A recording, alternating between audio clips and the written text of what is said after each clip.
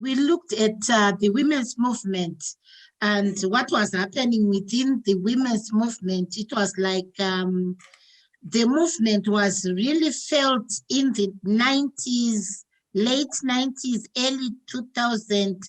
But as time went on, we felt that there wasn't much connection now between the older generation and the younger generation. So we then thought of this as an idea that will bring that intergenerational dialogue on board.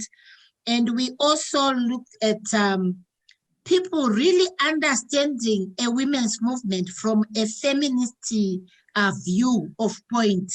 Because sometimes we really talk about a movement, but when you talk to them, those implementing programs, you really understand that sometimes they do not have their values really rooted in an ideology. So for us, we felt this was an opportune moment for us to really strengthen the women's movement and give the right ideology so that anyone, anywhere who has been in touch with this program is able then to push the women's agenda. We're going backwards and forth, but this was the idea. We needed to strengthen women's staff in women's organizations who had joined maybe later in the 2015 or so. So we really needed that group of people to understand where the movement is coming from, the history, the Beijing history, what was there then. Because in Zimbabwe, when you talk about Beijing, people will just say, Beijing, Beijing, Beijing. It's like it had that cloud. So we really wanted our movement to get back to that stage. So far, what we have done with this project, we have started off with the general capacity development so that people really understand where the rights movement is coming from, and for them to also have content when we talk about women's rights. What are we really talking about? So that was our starting point.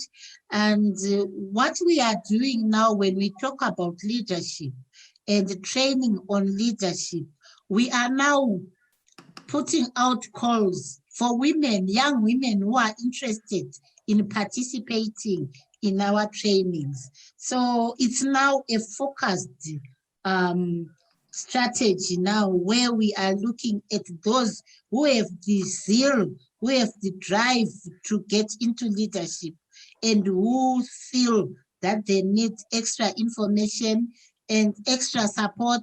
Because what we are doing when we do our leadership and mentorship courses, we also have some senior people who can help mentor the younger ones. So we indirectly pay people so that they also participate at our workshops so that they can also mentor each other. So this is the route we have taken, where the mature ones will work with the younger ones, but the learning is two-way. It's not like the senior person is mentoring this one, but it's like we are learning from each other.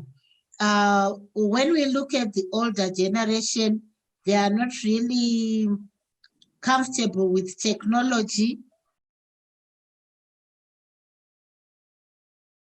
My observation is that they come out different. They definitely come out different, empowered, ready to go. It's really satisfying for me. For example, I have been in the movement since the early 90s. So I've walked the road with so many people, and I feel really satisfied with what we are doing. It's you then get encouraged to keep on keeping on. keep on promoting women's rights through movement building. So it's really gratifying, and we really feel we are doing something. I will speak about one participant who was at our feminist school, who also is planning to stand for parliamentary position in 2023. She actually expressed that this training had really opened her thinking from one-sided thinking to a broader way of analyzing issues. So yes, we are seeing those practical changes and practical expressions coming from the participants. We have had some of the women, young women who attended the feminist school also putting in place their goals. Some were looking forward to grow their businesses. They are already in some business. They were looking forward to growing their business, while others were really looking at setting up organizations that focus on women's rights. So we really had a lot of teasing out their goals for them, and also asking whether it's wise to start a new organization, what's different from the present organizations. So we gave them time to think through, and we continue to follow up on those goals, and I'm sure we'll get something tangible by the end of the program implementation. Maybe we could also link it to the income generating, like the economic aspect of the building bridges project, where women, some who are disadvantaged, were identified in one of the districts, and they were given seed, they were given fertilizers to also grow their crop. And we are looking forward to a shift from poverty to household food, where households will have enough food.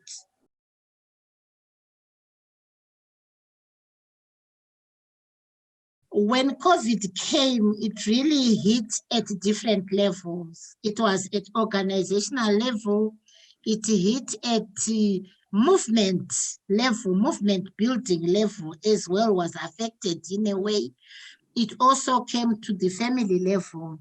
So when COVID came, we also joined other women through the Women's Coalition of Zimbabwe, and we formed a working group, a women working group on COVID-19, which I chair. I happen to chair that group, where we also have structured ourselves into 4 structures. We are looking at information dissemination, we are looking at advocacy, where we pick advocacy issues from the community and take them to the higher levels. We also are looking at the frontline responders, those who are really at the grassroots, working with women at that level. So, and finally, we are also looking at resource mobilization for COVID-19. So basically, this is how we've structured ourselves, and quite a lot of work has been done. I would like to speak about leadership again, from Women's Action Group going to the broader women's movement, because this is the Women's Action Group director leading another movement, which is responding to COVID-19. So with COVID-19, what we are seeing now is the first wave wasn't this bad, because we were able, as Women's Action Group, to go to the districts to distribute PPEs. We were distributing gender-based violence flyers. and a lot of things which we were distributing, but now with the lockdown, we cannot do that. Basically, we were strengthening. It was part of movement building now because we were strengthening the district response teams to be able to respond to COVID. So our strategy for movement building has continued across the board. We know we are being funded or supported by Womankind on this specific project, but we have taken what we have learned across the board. So we continue to build a movement on women empowerment, a movement against gender-based violence, a movement on abortion rights. So we've continued during the COVID era to raise the pertinent issues, and we have led in different spaces. I'll say when we are talking about our campaign on abortion rights, we also part of the national committee that is looking at reviewing the law on abortion. So we really have taken the movement building seriously in all the spaces.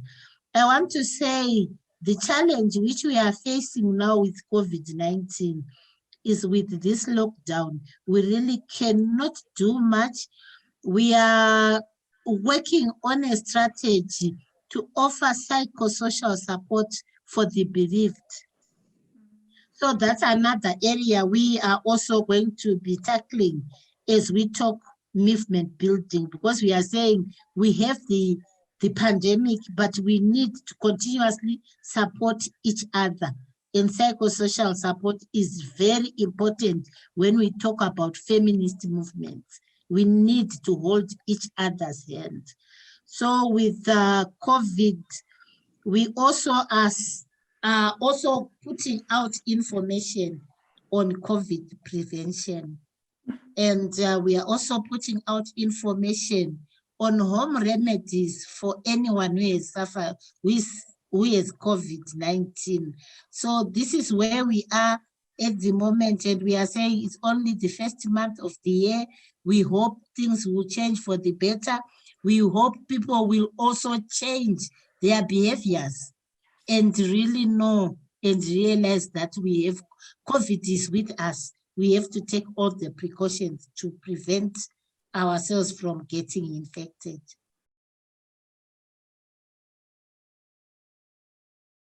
Or maybe just to talk about what we have done at organizational level.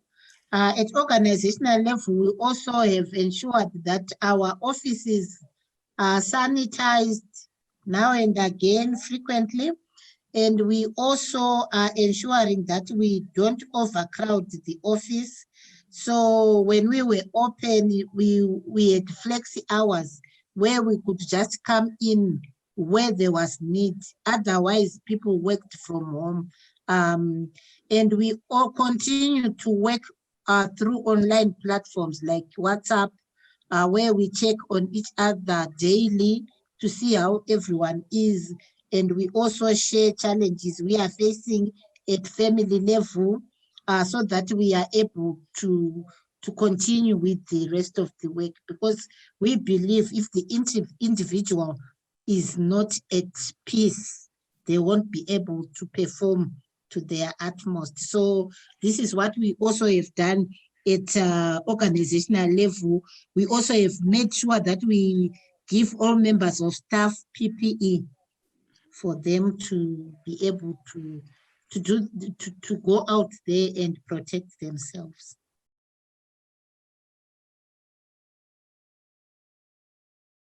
I'll start off with those who are in business, particularly business where they buy from outside of Zimbabwe and sell.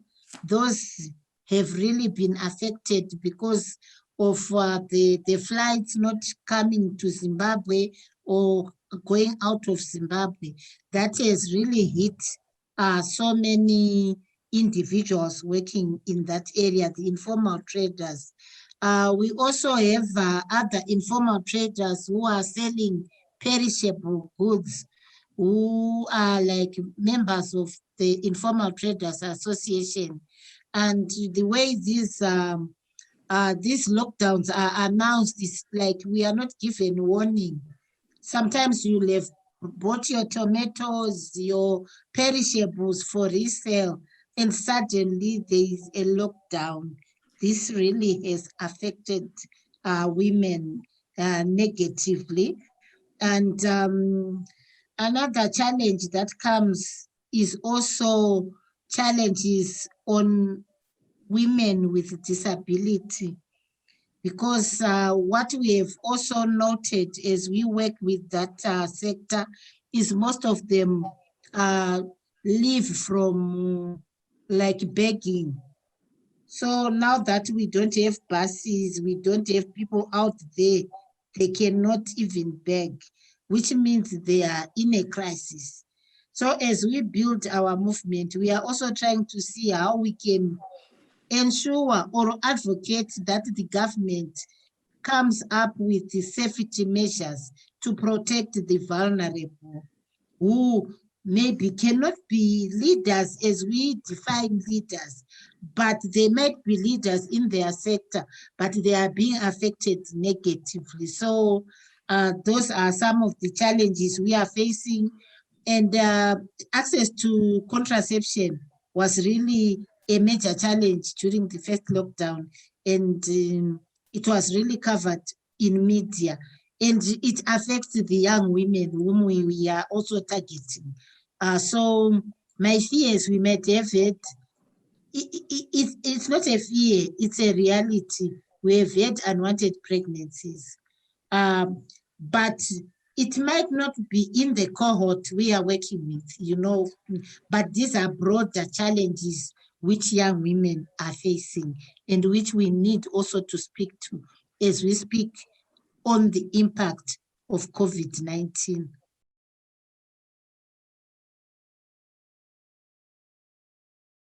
I would say simply because of women's rights issues have to be recognized in the national response. Because if we are not involved, our issues won't be taken on board. So if we do not raise our voices, if we are not in the spaces where plans are being made, we might find our response for the nation being a medical approach, just a medical approach, leaving out the socio-economic issues that also need to be addressed. I want just to share this. Only this morning, we had a meeting with the former permanent secretary of health, who is now the COVID response coordinator in the president's office. As the Women's Coalition, we were able to call a meeting with her, and we were talking about the women's issues of livelihoods, issues of actually testing in Zimbabwe. Testing is so expensive, it's $65, and no one affords that. So we are saying, if we are to win this war against COVID, we need everyone to be tested. People are dying without being tested because they cannot afford that. So we also raised with the need for women to be part of the responses that are being rolled out. So this is the need, this is the reason as to why we want women in leadership positions when it comes to the response to COVID-19.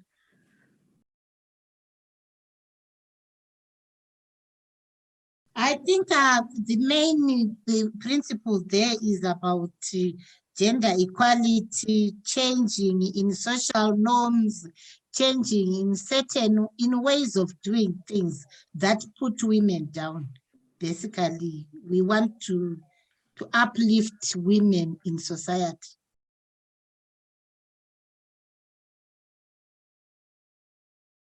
A feminist leader is clear, is very clear and goals. does not really compromise, because she's informed by an ideology, and whatever goes against that ideology she doesn't follow. So there's a lot of clarity on women empowerment, women's rights.